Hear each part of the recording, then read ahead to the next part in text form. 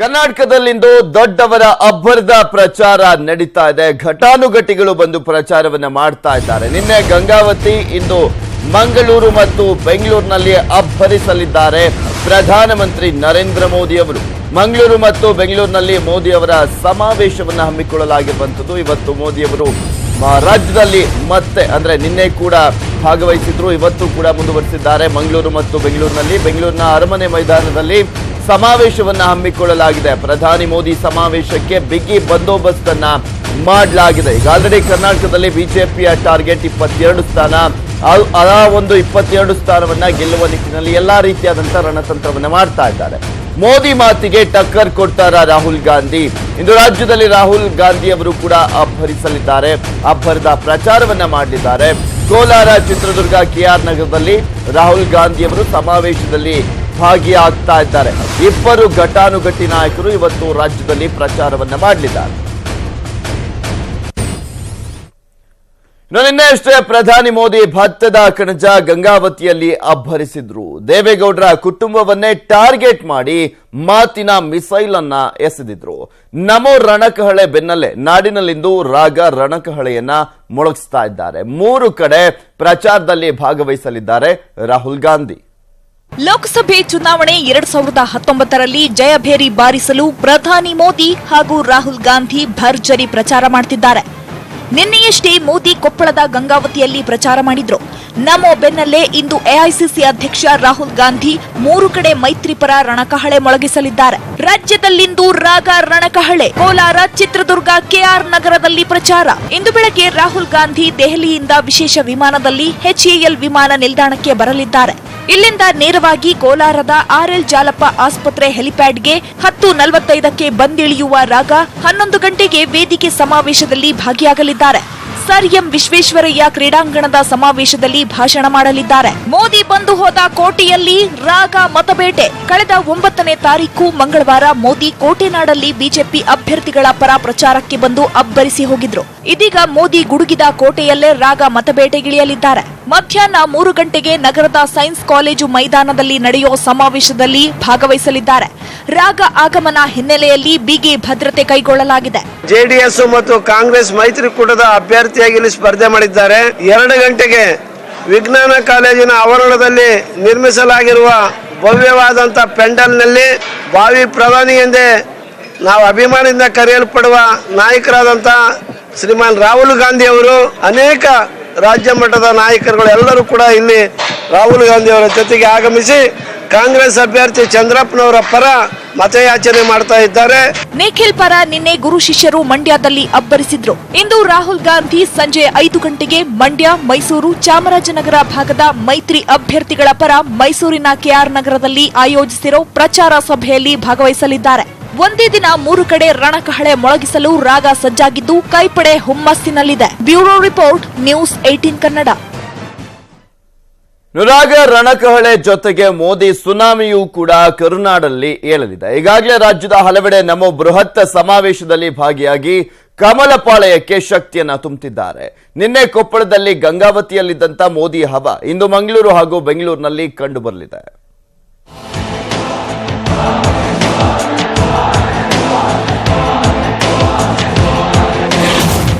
ಸತತ 2ನೇ ದಿನ ರಾಜ್ಯದಲ್ಲಿ ಮೋದಿ ಮೇನಿಯಾ. ಮಂಗಳೂರು, ಬೆಂಗಳೂರಲ್ಲಿ ನಮೋ ಸುನಾಮಿ.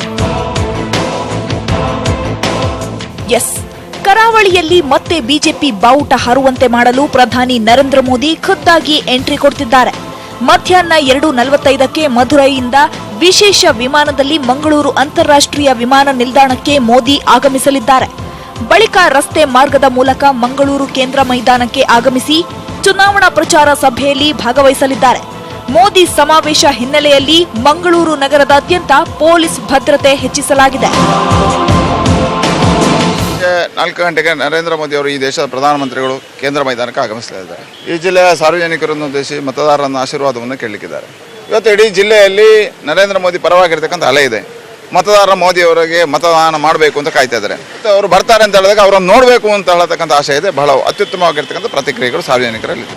ಮಂಗಳೂರು ಸಮಾವೇಶ ಬಳಿಕ ಪ್ರಧಾನಿ ಮೋದಿ ಬೆಂಗಳೂರು ಅರಮನೆ ಮೈದಾನದಲ್ಲಿ ನಡೆಯೋ ಬಿಜೆಪಿ ಸಮಾವೇಶದಲ್ಲಿ ಅಬ್ಬರಿಸಲಿದ್ದಾರೆ. ಸಂಜೆ 7 ಗಂಟೆಗೆ ಬೆಂಗಳೂರು ವಿಭಾಗದ ಲೋಕಸಭಾ ಅಭ್ಯರ್ಥಿಗಳ ಪರ ಪ್ರಚಾರ ಮಾಡಲಿದ್ದಾರೆ. 2014ರಲ್ಲೂ ಇಲ್ಲೇ ಮೋದಿ ಸಮಾವೇಶ ಮಾಡಿ ಪಿಎಂ ಪಟ್ಟಕ್ಕೇರಿ ಸಕ್ಸಸ್ ಆಗಿದ್ರು. ಇದೀಗ ಮತ್ತೆ ಅಧಿಕಾರದ ಮೇಲೆ ಕಣ್ಣಿಟ್ಟಿರೋ ನಮೋ ಅದೃಷ್ಟದ ನೆಲದಲ್ಲಿ ಅಬ್ಬರಿಸಲಿದ್ದಾರೆ. ಸಮಾವೇಶಕ್ಕೆ ಲಕ್ಷಾಂತರ ಜನ ಬರುವ ನಿರೀಕ್ಷೆ ಇದ್ದು ಆನ್ಲೈನ್ ರಿಜಿಸ್ಟರ್ ಮಾಡಿಕೊಳ್ಳಲಾಗಿದೆ.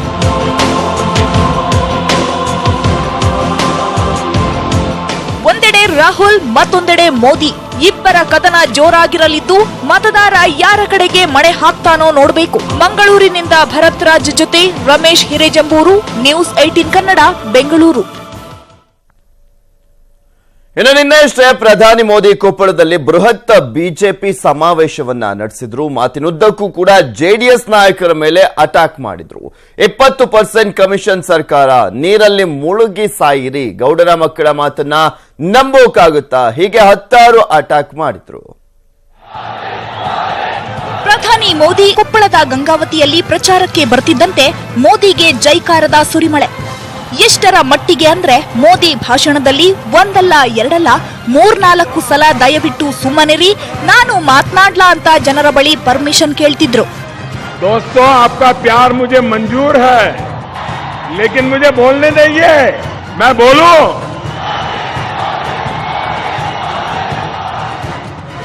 ಹೀಗೆ ಜನರ ಅನುಮತಿ ಪಡೆದೇ ಭಾಷಣ ಆರಂಭಿಸಿದ ಮೋದಿ ಸೀದಾ ಟಾರ್ಗೆಟ್ ಮಾಡಿ ಅಟ್ಯಾಕ್ ಮಾಡಿದ್ದು ದೇವೇಗೌಡರ ಕುಟುಂಬವನ್ನ. ನಿಮ್ಮ ಡೈರಿ ಬರ್ಬಿಟ್ಗಳು ಇವತ್ತು ಹೋಗಿರ್ತೀನಿ, ಈ ರಾಷ್ಟ್ರದಲ್ಲಿ ಮತ್ತಿನ್ನೊಂದು ಸಾರಿ ಮೋದಿ ಬಂದ್ಬಿಟ್ರೆ ರಾಜಕೀಯ ಬಿಟ್ಟೋಗಿದ್ದು. देवगौड़ा जी के सुपुत्र ने कहा, अगर फिर सरकार बन गई तो वे राजनीति से संन्यास ले लेंगे. पिताजी ने संन्यास लिया क्या? बेटा संन्यास लेगा क्या?